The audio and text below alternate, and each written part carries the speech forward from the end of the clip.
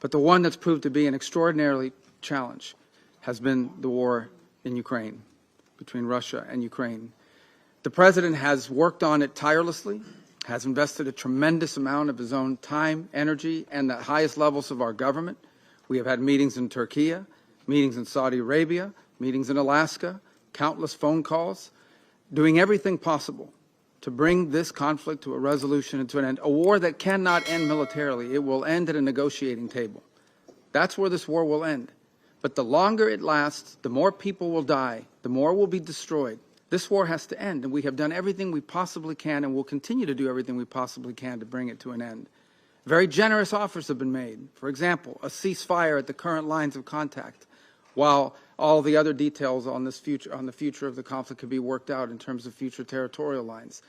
The President has shown extraordinary patience in terms of not assessing additional sanctions in the hopes of having a breakthrough in this regard.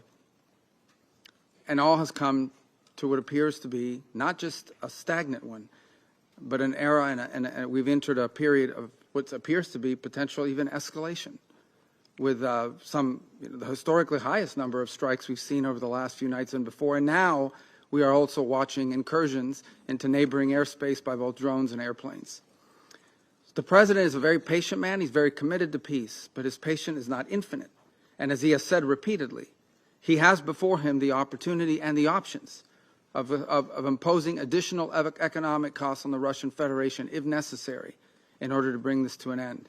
He also has before him the option, as he has already chosen to do in some circumstances, to sell defensive weaponry and potentially offensive weaponry so that Ukraine can defend itself from this assault by purchasing that weaponry. So I'm here to say to the Security Council, the United States remains as committed as it has ever been to a peaceful resolution to this dangerous conflict. But there will come a moment in which we will have to conclude that perhaps there is no interest in a peaceful resolution. And then the President has before him real options, which he intends to pursue, as he has made clear today in some of the messages he has put out.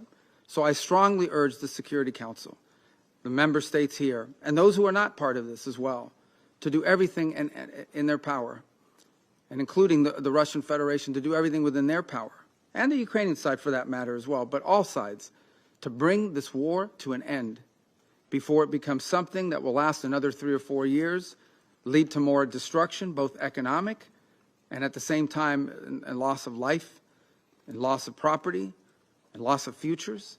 This war needs to end. But if it does not, if there is no path to peace in the short term, then the United States and President Donald J. Trump will take the steps necessary to impose costs for continued aggression.